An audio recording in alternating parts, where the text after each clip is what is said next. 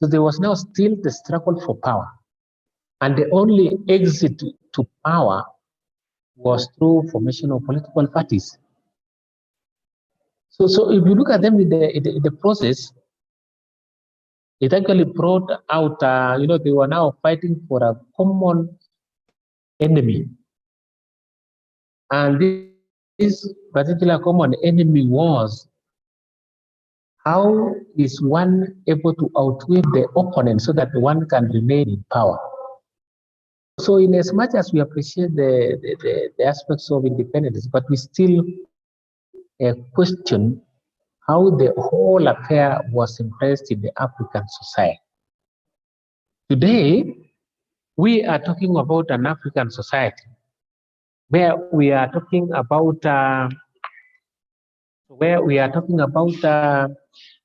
shifting from what we call nationalism. Nationalism as opposed, nationalism was when one develops what we call patriotism, love for the one's nation. But all these scenarios now were changing. So it no longer became a nationalistic view, but now it became what we call tribal. So it ushered in a new dispensation on what we call tribalism or ethnicism in Africa.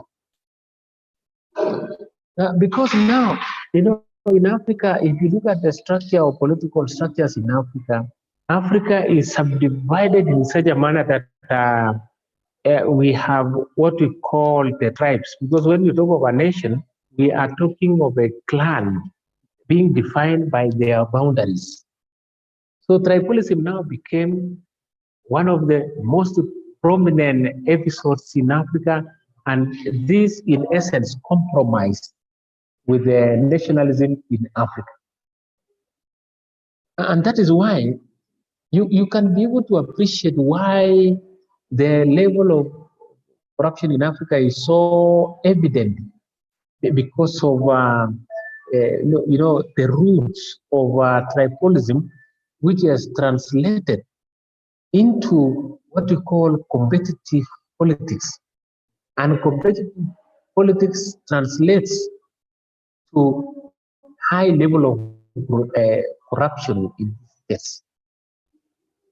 Now, apart from that, we are now narrowing power, nationalism, from their national outlook now become a tribal affair, now translating further into what we call a clan affair, now becoming even more complex to what we call nepotism.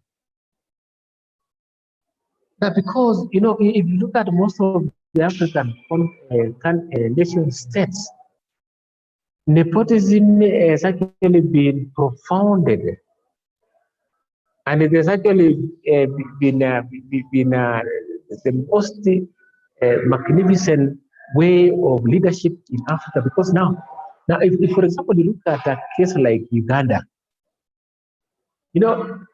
power in Uganda, there was that aspect of nationalism.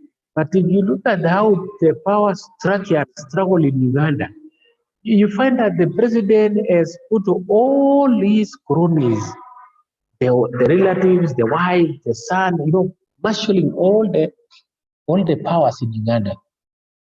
So it has now become what we call blood relations in politics. So that the national outlook has been outshined. Now the question is, how is Africa making a forward movement in terms of causing cohesion in the nation states when power is now just but surrounded within an household? So this has been one of the scenarios which has compromised with nationalism in Africa. It has made the societies be so frustrated because of the dimension upon which the politics has taken. say that now tribalism, or what we call ethnicity now, has actually been agreed to the national agenda for the good of all. Now, when you talk about tribe, like if you look at the scenario in Kenya, there's been a lot of discomfort from many quarters of the society because, politics in Kenya has been circumventing on tribal basis. Say that it is only a particular tribe that seems to have an upper hand in leadership in this country. So that has been the problem that we have been bedeviled, which has bedeviled the African society. And we have no idea when and how this problem would be dealt with. Like, for example, ethnicity rules the lives of the African people. Now, because, when you talk of an ethnic group, this is a group with same interests, same cultures, same customs, but they want to install their ideologies into the minds of the larger community of a nation state. Now, the question is, on whose interest are these leaders installing themselves in power? Whose interest?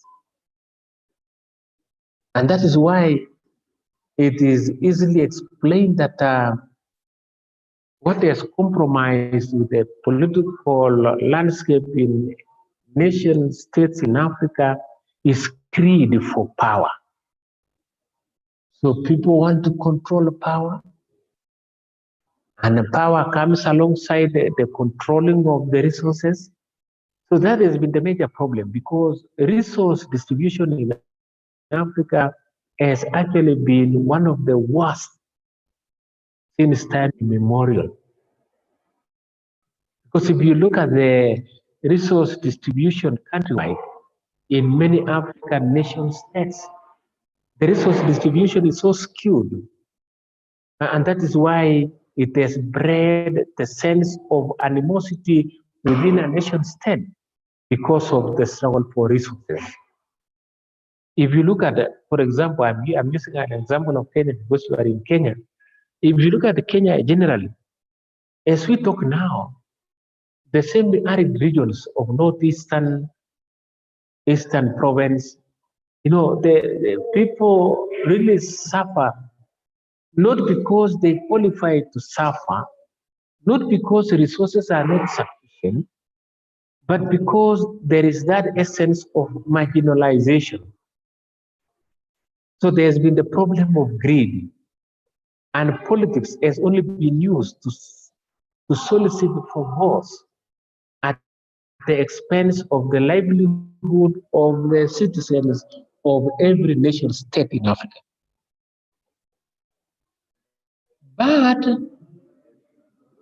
since greed is becoming one of the driving forces in African nation states, it is able to explain why poverty has been a hub in Africa's society, because when the society is not actually well catered for, we are anticipating a lot of lashbacks.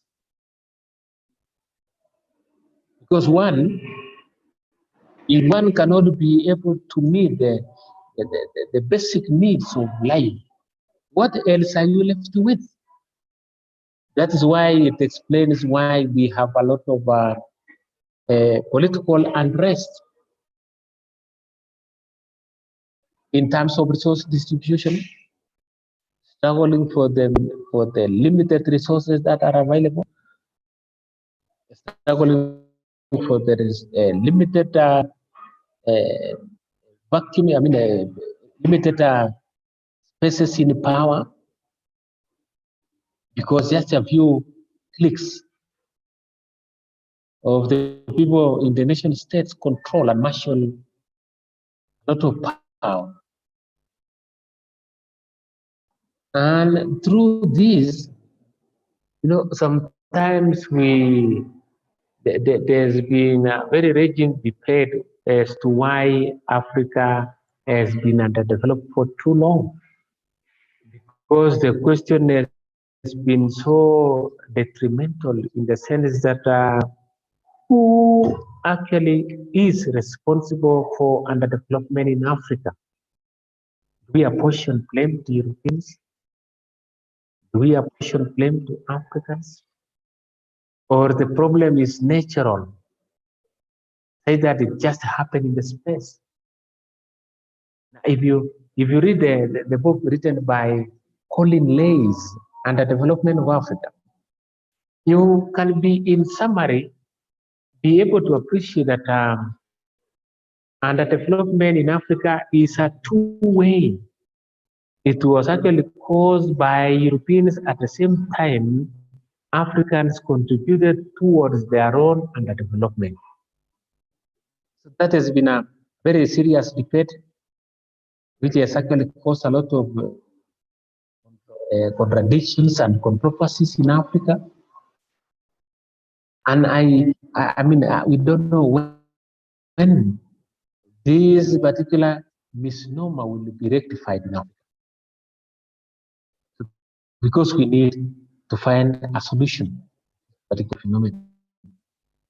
Now, when you look at the leaders as they struggle for power in Africa, they promise a lot of goodies to the African society. They promise small heart on heaven, small heaven on earth. But little are we aware that no sooner do they ascend to power than the greatest monster of problems emanate from that particular aspect. So the problem in Africa could be explained because of one is lack of unity. Because if we had unity in Africa, we could be able to settle for leaders who are able to provide solutions that bedevil the African society. But at the moment, as the situation stands to be, we cannot blame anybody. We cannot blame the politician. Either can we blame the voter, because all actually play a critical role in underdeveloping their nation states. So we cannot blame anybody. Now, if you look at most African leaders from the pre-colonial period, these men who are in power did not see eye to eye with those who had been their enemies or oppression in pre-colonial period. Now, because power is a question of a struggle, so that those in power are able to marshal a lot of force. There is that sense of pride. There is that sense of looking at the others as though they are not supposed to exist. There is that sense that some leaders feel that they should rule forever. A very classic example is Robert Mugabe. Since 1980, Zimbabweans has never voted. They have never expressed the will of the people through voting because of power being vested in a single entity. Now, the question is, whom do we blame? Whom do we blame? These leaders do not impose themselves on power. It is the voter who votes them unanimously to this power. So why should we question them? Leaders in Africa do not care. Leaders in Africa they don't care whether one lives without the basic needs, because the society has actually been centered on self-centeredness. Now, so this has raised a lot of eyebrows in Africa, given that the situation where leaders wanted to return to pre-colonial states of affairs, and new leaders choose people from his own areas, regardless of the qualification. No, leadership actually calls that, that there is need to have the minimum threshold for one to qualify to power. But if you look at leadership in Africa, nation states, the qualification has not been a prerequisite to these positions. It is how you play your way out. Because if you look at most of the African leaders, you look at those who have been appointed to leadership, they do so because of the connection with those in power. Say that the minimum threshold for one to be in power has been compromised. So the question is, do we have the rightful human resource to control the Africa's affairs? So that's why it explains the problems that has been given African states because of the greed by leaders. Now, looking at resources, the resources are skewedly distributed just because of those in power are the one controlling these particular resources. And I believe that's why in Africa, the theory of Darwinism plays a very critical role. Say that it is only the survival for the fittest, as opposed to the Marxism theory, where Marx was of the opinion that there was need to have what we call equity in resource distribution, which has never been the case. So there is a there has been competing ideologies in Africa, that is communism versus capitalism. And capitalism has always had its way out. So that's why it explains the underdevelopment in African societies, which has been a very critical issue in human life. It has caused untold suffering to many people. Because normally the pause has its own way. You cannot question the status quo. Now, so looking at the distribution of resources to all people, resources has been accumulated to those in power. Like, for example, if you look at the scenario of Kenya, we have the North have-nots, people who have massive resources, not because they were very capable of doing so, but because they have had their way out. Like if you look at the example of Kenya, we have areas like Kipera, the slummy areas, Mukurukwa, Ruben, Mukurukwa, Anjeng, and so many other slums in Kenya. Their poverty cannot be explained because they are not hardworking. Their poverty is only explained because resources are only concentrated in the hands of a very few people. Say that if somebody can be able to miss even a simplest meal, and somebody is able to feast excessively, not because they are hardworking, but because they have worked very hard to be very corrupt. So corruption has been the bedrock of many nation states.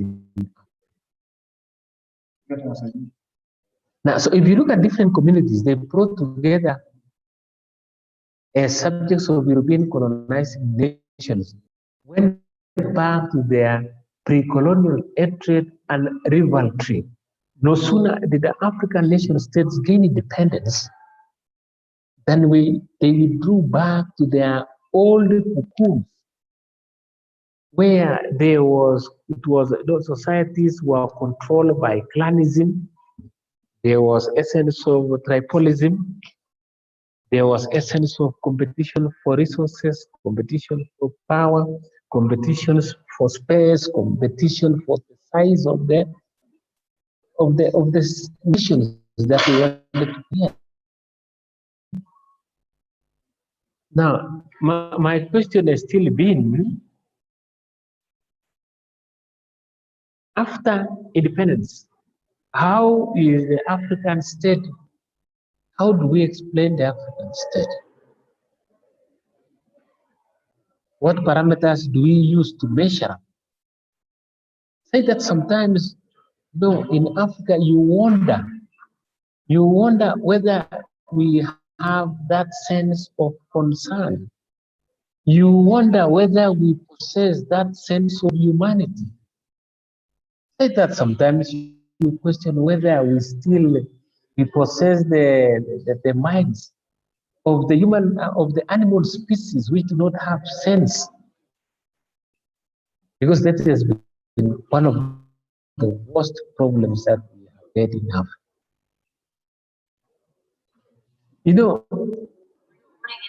If you look at African leaders, independence to them was a way of reflecting to their roots. And this led to the breakdown of nationalism in Africa. And one of the critical aspects of breakdown of nationalism in Africa was misallocation of resources. Because people have been struggling to meet their minimum basic needs in life. But all these needs normally come in handy. If you have been watching on the TV in Africa, you look at how the society has been the bedrock of poverty. People die not because they are sick, but because of lack of resources, and not just very simple resources, food. Animals die, and the government in place cannot provide a solution. There is scarcity of water, and we have a lot of water underground. Now, so if you compare Africa with countries like Israel, where Israel is a pure desert, but it is able to produce sufficient food to the entire most countries in the world. So the question lies in what really happened, what went wrong. Is it because we have a compromised common sense? Is it because we are cursed? Is it because we don't care? So this has been one of the greatest issues that we need to address in the contemporary African society. Now, so looking at the most critical aspect of state secrets is in most African countries is what we call this the corruption. Corruption. If we are able to root out this phenomena which has compromised even up to and including the spiritual realm of human society, if you cannot come out of this quagmire, we may not be able to sort out the problems early enough. It is like we are in a deathbed. We are in the pain of death, not because it is our wish, not because nature provides that, but because of corruption. Because of corruption. If you look at, for example, the resource distribution countrywide, giving a very good example of Kenya, a few families mushroom a lot of land. I may not be able to mention some of them. We are aware of them. The question is, how hard were they? Was it that it was God who favored them, that they should have all these resources? And to make even matters worse, most of these resources have been stashed abroad, leaving the society economically bedridden. So these are some of the issues that we need to interrogate. Now, so that when you look at Africa in terms of development indicators, most of the African leaders have stashed their billions and billions abroad. My question is, when do you use these resources? People have billions. People have trillions in offshore accounts. And the society is actually suffering. How do we sort out this problem?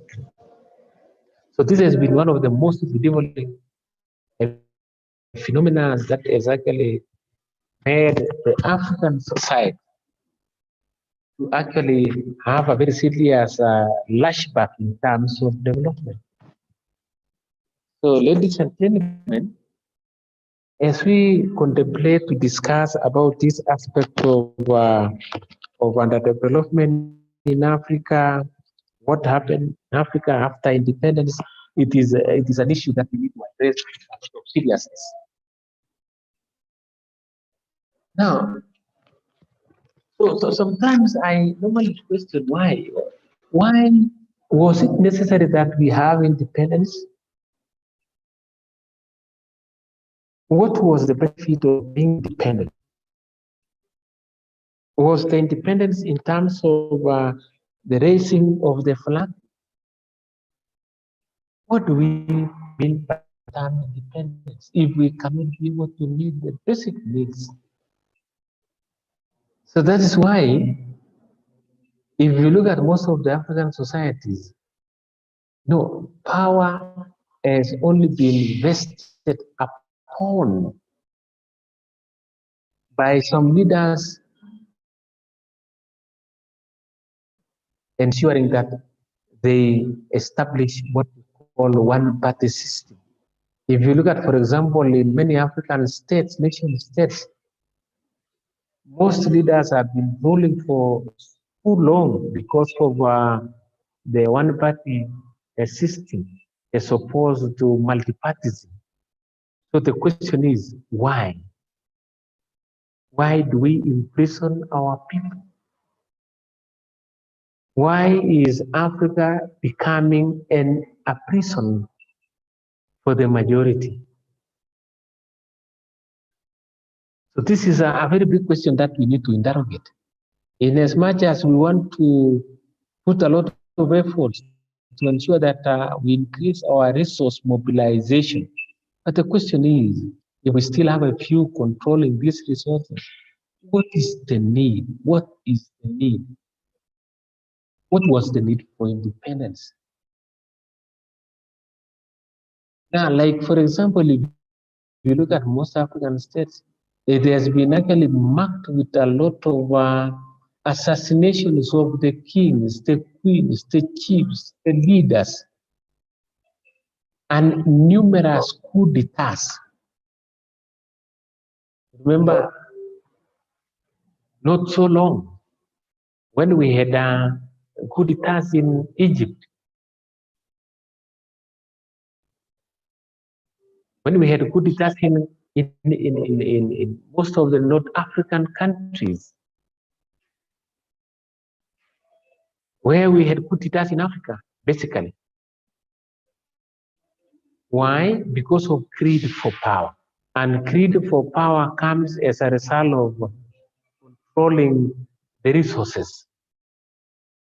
And that is why we have some very classic examples of nation states in Africa, which has actually suffered because of the coup d'etats. Like, for example, we have Liberia, we have Ethiopia. Ethiopia has been marked by a series of fightings by the Oromos, government soldiers, and so forth.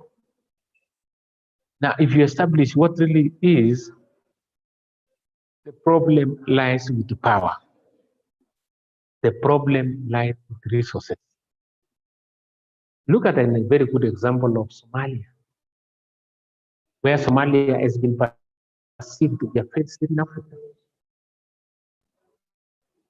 Over 25 years, Somalia has never had a government. Somalia has never had a peace. Why? Because of greed by leaders. Look at the DRC, Congo.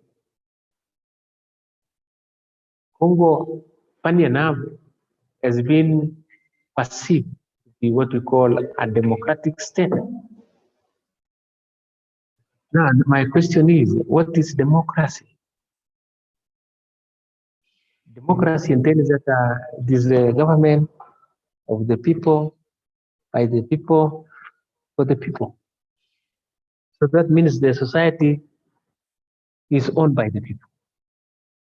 Power should be vested in the hands of the people. But we are talking about democracy. When we have so many militia groups in Somalia, in Congo, we have the M23, we have the Panyamulenge, all in the name of trying to control the resources. So my question is, what was the need for independence in Africa? If I were given a mandate to make a decision, I could have wished that Africa could have waited for a while before they became independent. Because independence to us translates to almost untold suffering in the society. So that, ladies and gentlemen, it poses some questions like African nationalists died on the eve of nation states. No sooner did we gain independence than our political conscience died. That's the question. I know you are a product of all this. I know next time you will be in power. You will be in power in one way or the other. But the question is, on whose interest are you ruling? On whose interest are you governing? So that's the question. Now, so that it actually poses the other dynamic question of failed states in Africa. Yeah, so sometimes though we only apportion or we only isolate some few countries to be actually failed states in Africa, but basically, without burying their head in the sand, in my own opinion, I wish to believe that most states in Africa are in a certain degree of failure. Yeah, though somebody might question why do you think Africa is a failed state? We are failing. We have failed, and we still anticipate to fail. So what is wrong if we say that Africa is a failed state? So somebody might question how. Now, so I want to give a very classic example of a failed state in Africa. That is Somalia. Somalia. Why Somalia is deemed to be a failed state is because Somalia has not been able to address the national problems of the country since independence. We are talking of a Somali, which is very old in terms of nationalism in Africa. By 1960, Somalia was independent, as opposed to many African countries, which got independence so late. So, in essence, I wish to have believed that Somalia would have been one of the best nationalities in Africa. I believe Somalia would have been one of the best nation states in Africa. But it's one of the most classic examples of a failed state in Africa. So my question is Somali a very classic example of a failed state in Africa for the next century? That's our question we need to pose. What is so interesting is that Somali is only one ethnic group.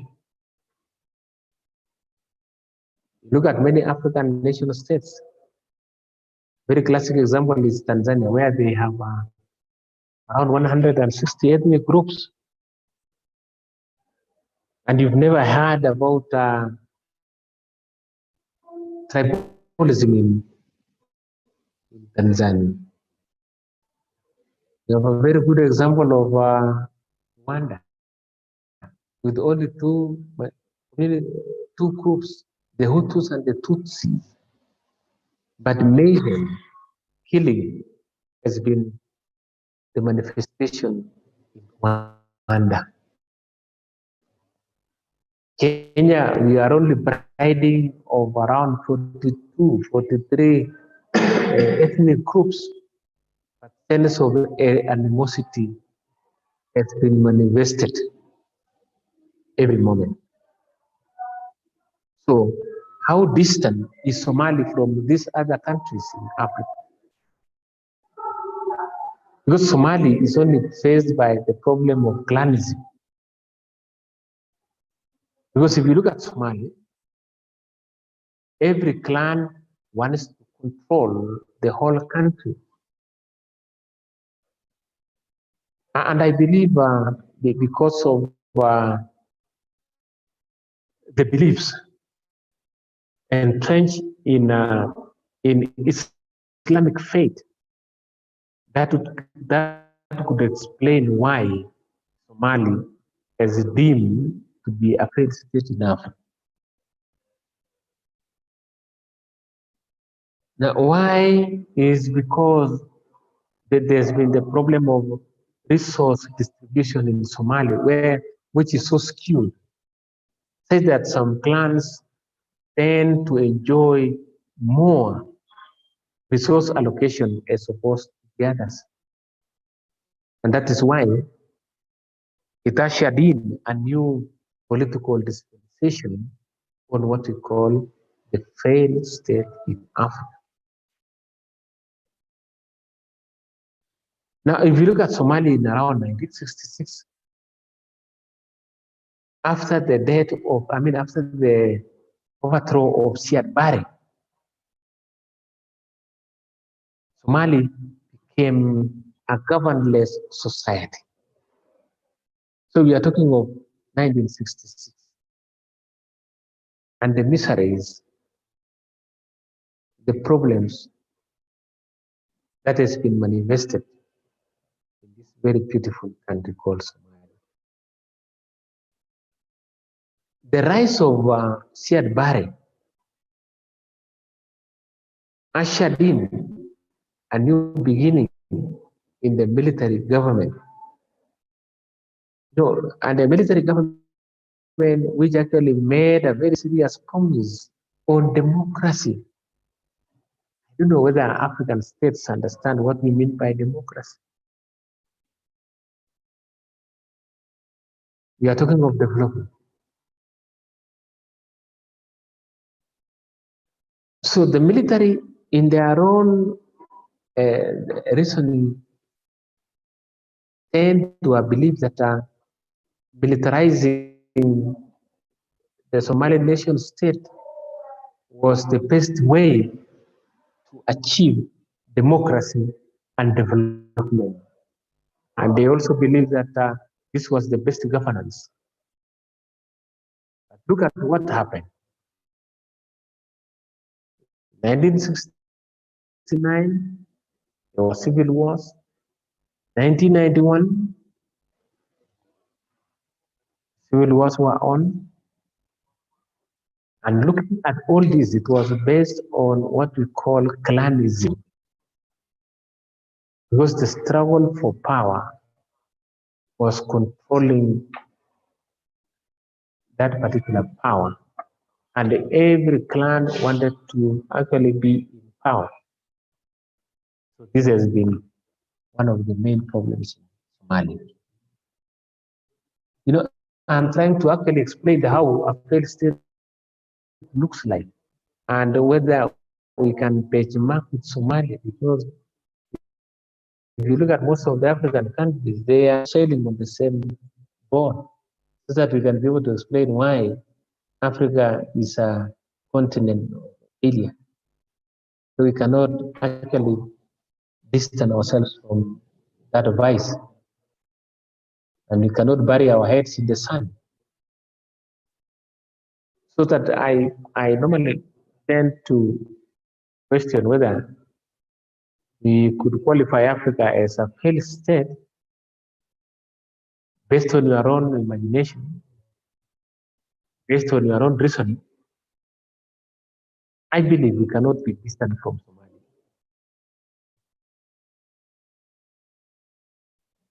Somalia, other African nations, states are so different.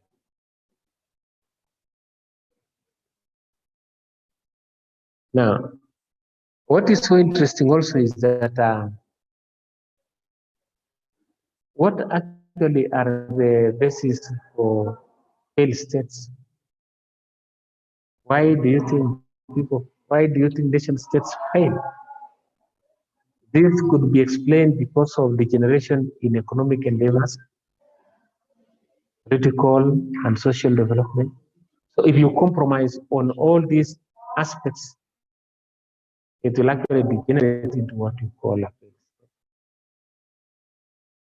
Now look at other African states, nation states. If they happen the same phenomena, then the question is it wrong to say that Africa is a failed state? Though we may act like in a movie that we pretend to say that most nation states in Africa are not failed. So in my own opinion, I wish to say that Africa is a failed state in quotes, but it's only the magnitude of the failure. Because if we cannot be able to meet the minimum threshold for the society, then we are failed. If we cannot be able to provide the best leadership, then we are failed.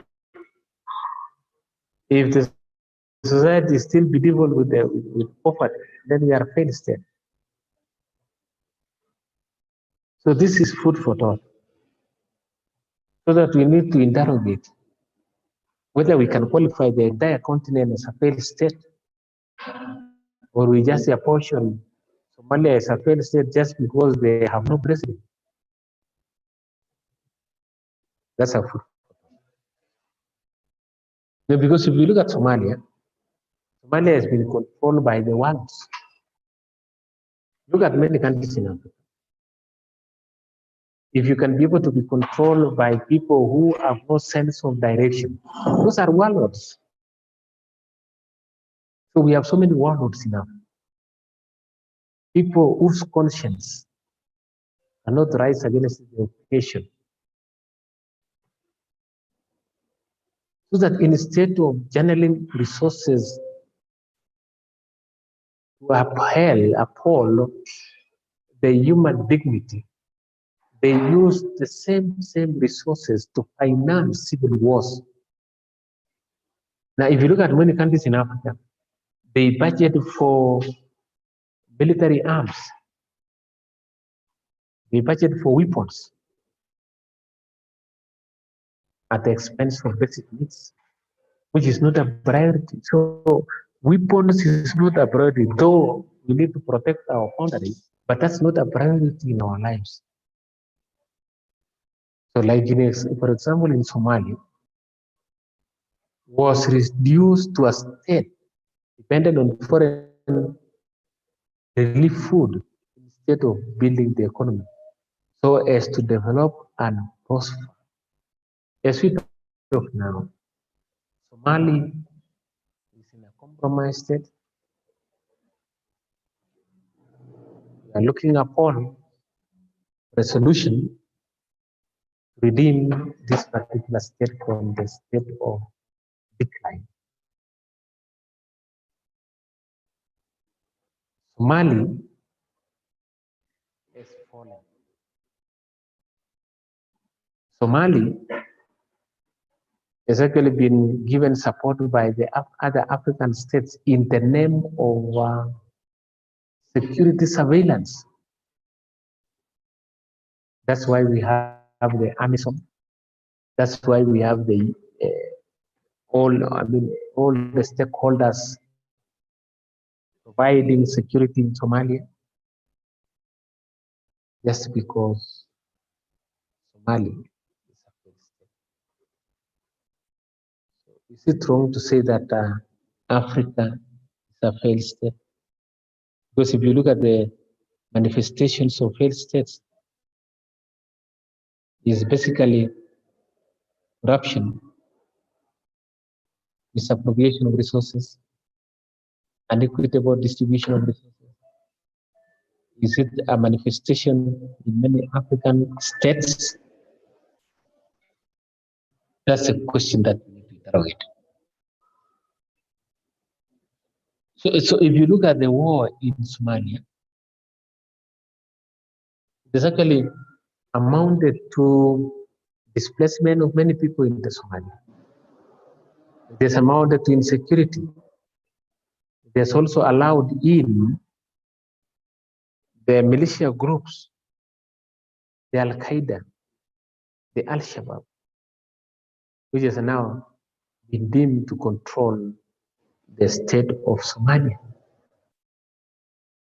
So Somalia is no country to run. Somalia is a country without a bank. They don't recognize any national currency.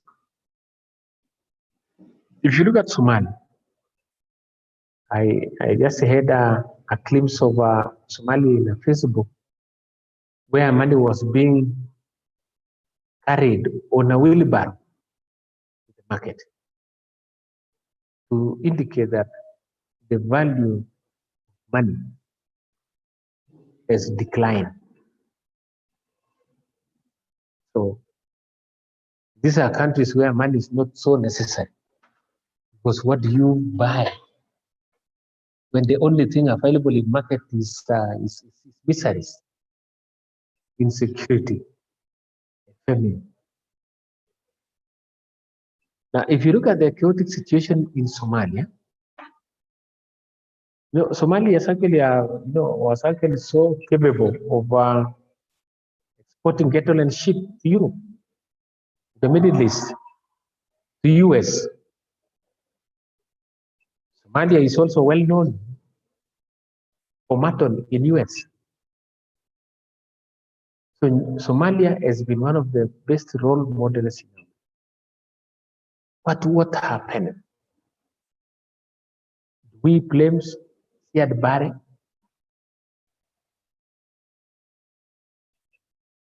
Is Siad Barre the problem? Or Siad Barre is a conduit of problems in Somalia? So this is one of the questions that we need to interrogate. So a bigger population in Somalia is living in a compromised situation where Somalia has no food security, where Somalia is one of the biggest asylum seekers in the world. We have one of the biggest slums in Africa, refugee camp in Africa, Kenya particularly, the Dab, because of hosting the Somalis. So this is one of the biggest questions that we need to interrogate and to establish whether Africa is a benchmark. The situation that existed in Somalia. Now, and the challenges in Somalia is also posing a serious threat to the neighboring communities, to the neighboring countries like Kenya. We've never had peace in Kenya because of Somalia. So, a problem in a nation state in Africa translates to numerous problems in other nation states in Africa. Now, looking at a chaotic situation in Somalia, for example, this is a very clear indication. Because somebody can question, what are the manifestations of a failed state in Africa? If all the systems have ceased to function, then that is failure. Now, so if you look at many African countries, do all the institutions, do all the ideologies work in favor of society? If not, then the country is failed. It's only that we don't acknowledge the same. So Somalia destroyed itself, and Somalia is one of the countries without a central bank. Somalia has no means of making and distributing the means of development like money. There's been failure of nationalism in Somalia, and the Somalis could not acknowledge the same. So that is one of the biggest intrigues that is challenging the state of affairs in Somalia. So, ladies and gentlemen, so why we think Somalia is a unique state in Africa should not be mistaken. But the problem is medieval in that particular country. Other countries in Africa fail in the same category as Somalia. So we cannot actually put a blame to the Somali because of that. So, ladies and gentlemen, so my question has been, what is the attitude of Africa towards Somalia? What is the attitude of Africa towards other countries in African states? So that is something that we need to understand. Now, so looking at what went wrong in Africa, because that is the major intrigues that is challenging Africa as a continent. What went wrong? What went wrong is the next question that we need to interrogate. So having seen Somalia as a failed state, why is Somalia a failed state and Kenya is not? So my question is Kenya not a failed state? I don't know. We need to question that. So why Africa is in the same state of affairs is because Africans failed to learn from colonialism. Because if you look at Africa, there's been what we call the legacy of the colonialism in Africa. So they never learn from colonialism, because I believe colonial era was one of the best eras that saw Africa develop. Now, because if you look at the move undertaken by the colonizers,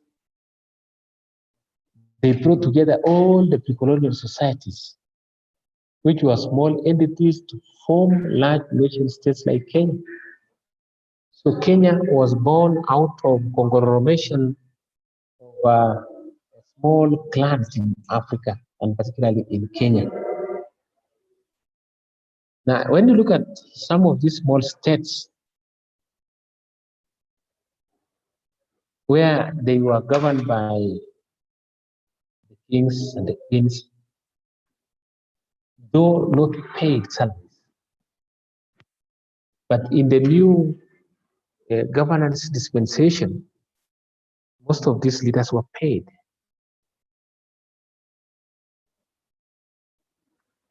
Now, like for example, if you look at our African leaders, they anchor on the premise of serious payment. Like in Kenya, that no sooner did we elected our leaders than even before they said the trust settles down, they are demanding for bigger packs. The question is, where is nationalism? Where is nationalism? So these are a group of leaders who compromise the situation in the African society. These are leaders we elected. I don't know whether we call them monsters.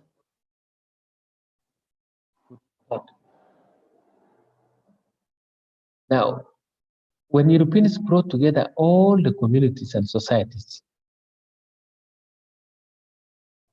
they created what we call a new language.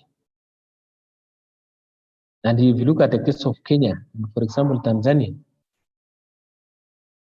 the colonizers' language was widely used and spoken. In the case of Malawi, where we had Kamuzu Banda, the first president, used his mother tongue.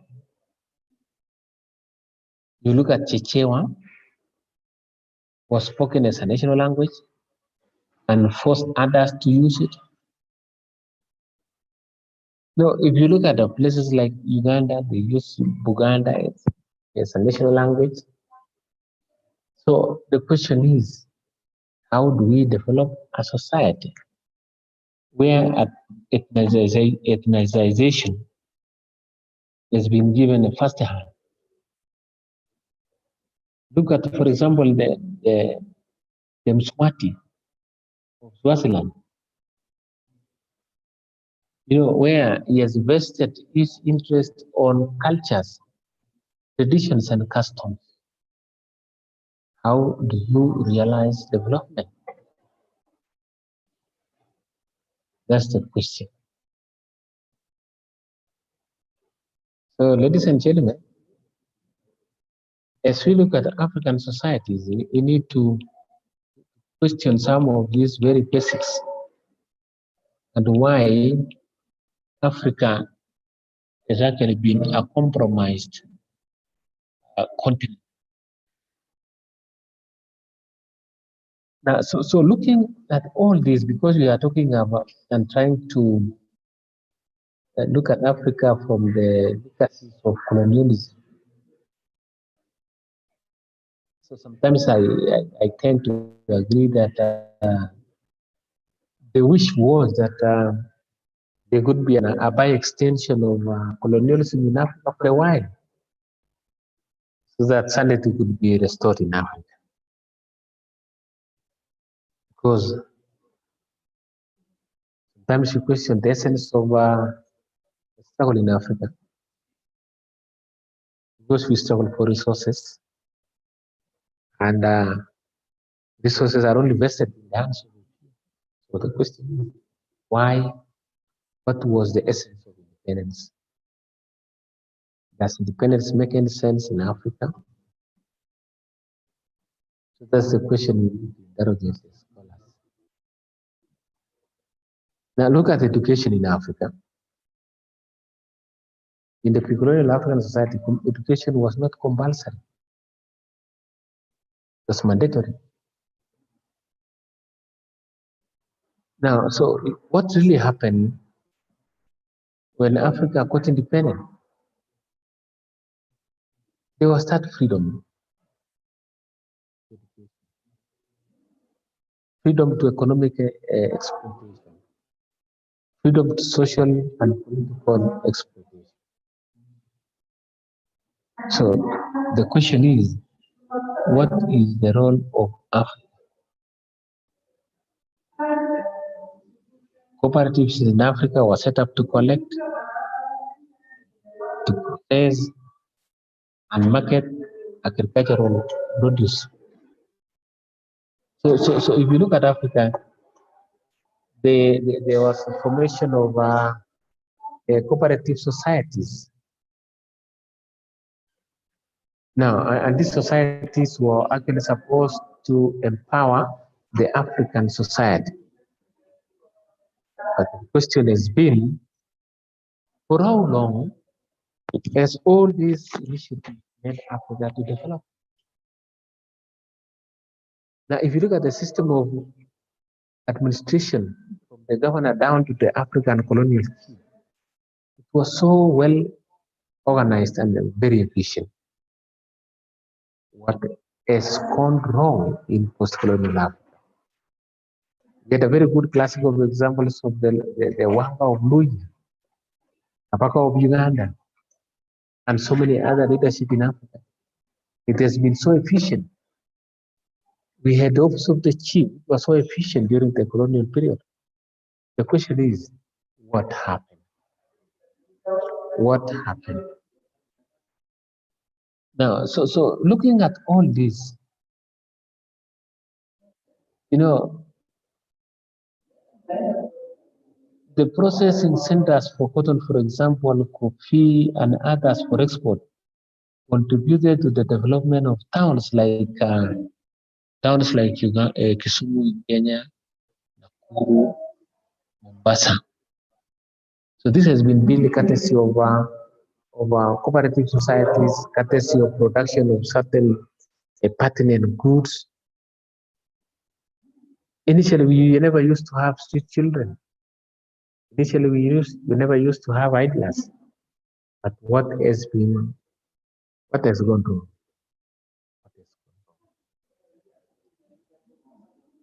Now, as we almost come to probably make a summary of our discussion, so there is a very critical question here. What went wrong? What went wrong in Africa? What is the missing link?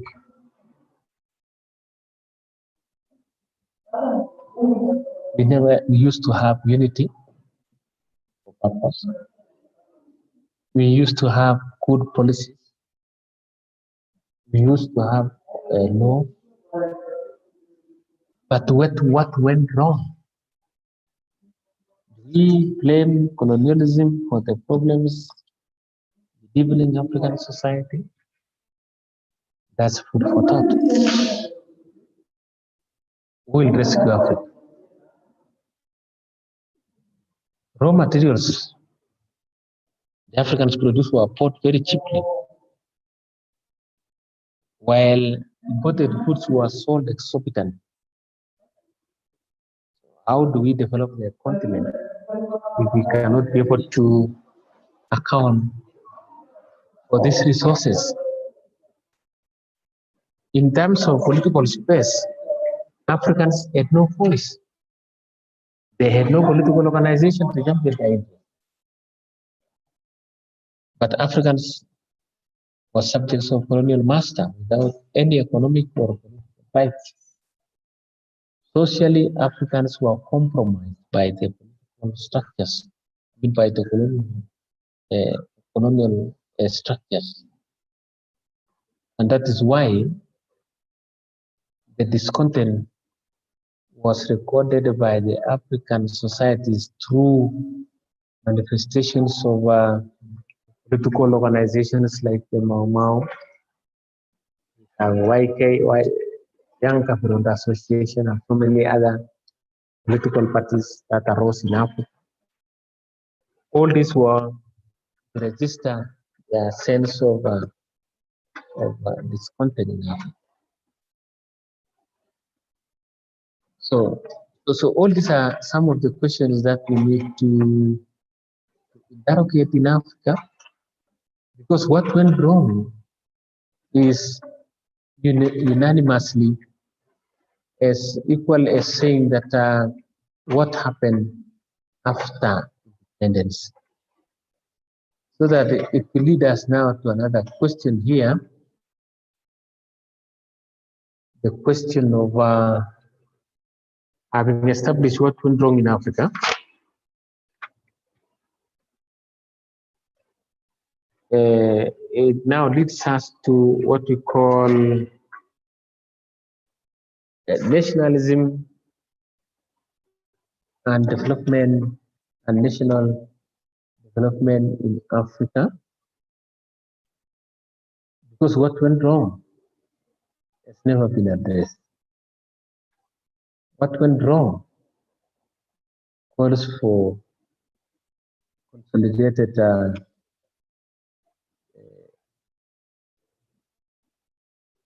we need to consolidate our minds together. We need to reconcile our way of thinking so that we can be able to establish a very important continent that is able to address the problem. So whatever went wrong in Africa is a matter of choice. And the question is, for how long? How do we come out of this dilemma? That is the problem of the African society. So that the next course of our discussion is nationalism and national development in Africa. That could be our last area of discussion. So that when we talk about nationalism and national development, they are synonymously correlated, in the sense that nationalism arises because of reactions by the African society, by stitching and formation of some political parties so that they can attain what we call the self-rule. So looking at nationalism, in a sense, tends to settle for nothing short of independence and self-determination. So many African nation states pursue the interest of self-determination, that they can govern their own nation states. And in essence, when you talk of nationalism, this is love for one's nation. So my question is, do we have that attachment to our nations in Africa? As for example, you remember at one time in Kenya, there was a very popular initiative by the government spokesman, Dr. Alfred Mukua, who pursued the essence of najivunia kuwa Mkenya. So what had gone wrong? So there was need, and there is need, and there will be need to develop what we call love for one's country. So we need to love country. Now, when one sees the resources being misallocated, it hurts because resources are not equally distributed, which means they are being misused by the few individuals at the expense of the majority. So the question has been, how and when will this problem of resource distribution be dealt with once and for all? This has been a melody in Africa's ears for a very long period of time. Resource distribution. There is no fairness in resource distribution. Yet, most of the subjects in the nation states pay taxes. The question is, what is the need of these taxes if it cannot benefit those who partake in contribution of these taxes? Now, what is the essence of independence in Africa? If we cannot proclaim our own self-independence, so that it should not compromise with the nature and the basic development of every society or every nation, African nation states. So this is a question that calls for interrogation. Now, if you look at Africa, in times of civilization, many Africans were lagging behind. One, Africans had not risen the occasion where they were able to develop industrially. Like if you look at Europe, especially Russia in 1871, was defeated and occupied by France. Why? The revolution of France had also barred British goods from selling in Europe. So there was that economic sanctions to advance their political interests. That's why, as much as we talk of Africa also being a bed of challenges, we cannot stop to think about Europe because they still have the same problem. But the magnitude of their problem is not as profound as the situation in Africa. So, ladies and gentlemen, if you look at the Europeans when they onset in Africa, they only came for the main and simple purpose of resource exploitation.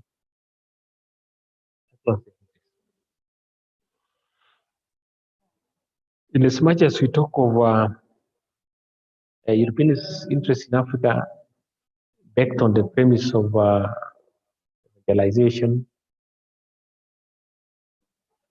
discoveries, but key to all was what we call economic strategy. So the interest was only geared towards exploiting the resources in Africa.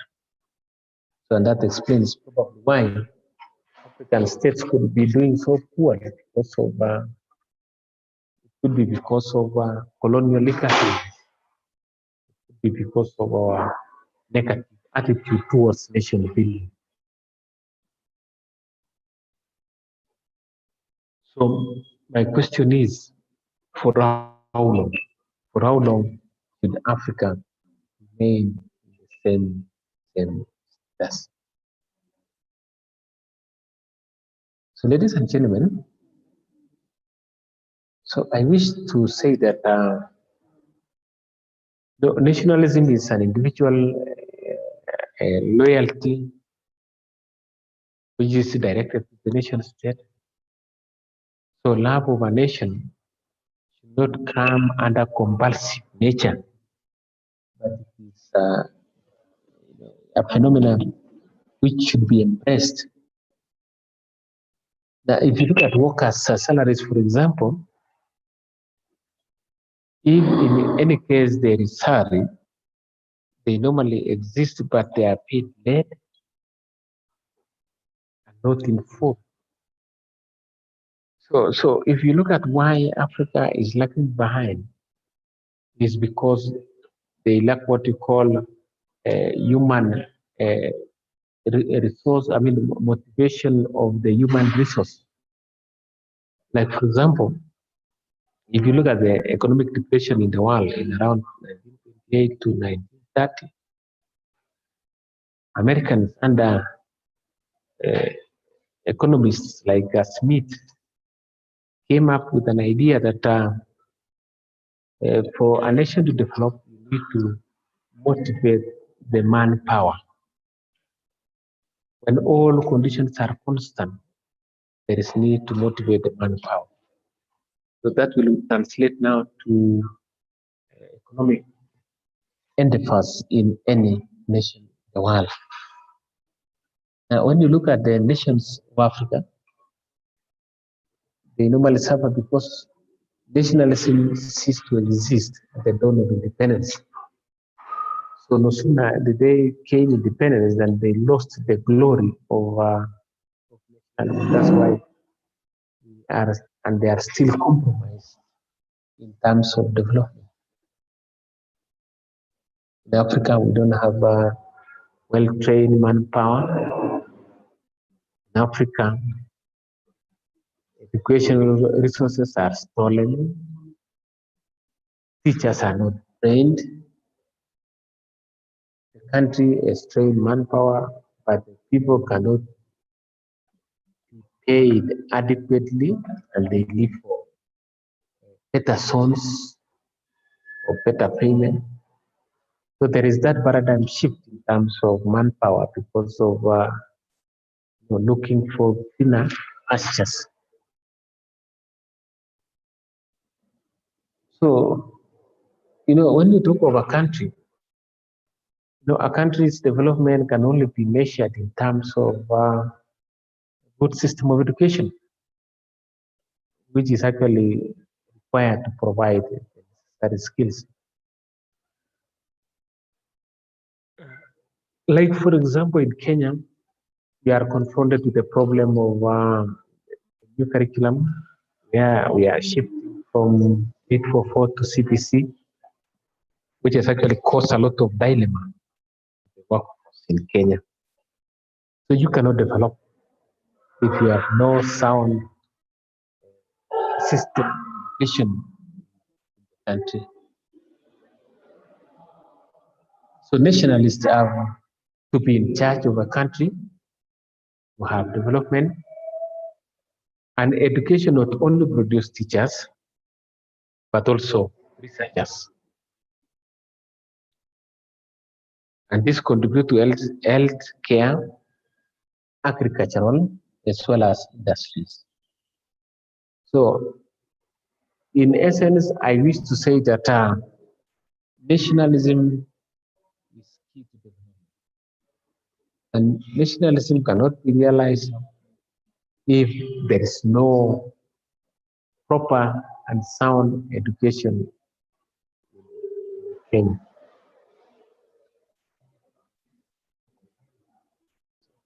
Don't mind what you can.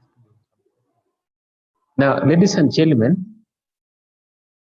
as we wind up that section of nationalism in Africa and looking at the failed states in Africa, a very classic example of Somalia, let me wish to receive some few questions.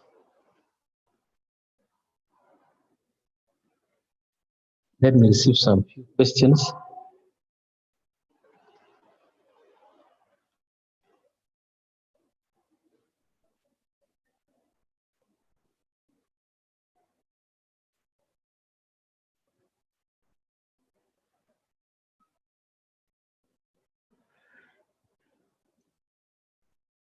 Yeah. Somebody is requesting if we can be able to get access notes. Yeah, that will be possible. So I wish to get some questions based on our discussion. Any question?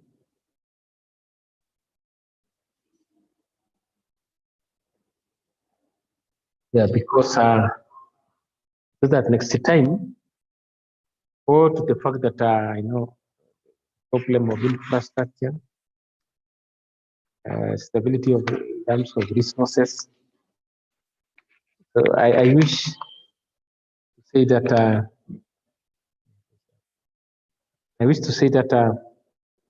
for now we can be able to sum it up there, so that next lesson we shall be able to interrogate some of the very important issues on the failure of nationalism in Africa. That will be our next discussion.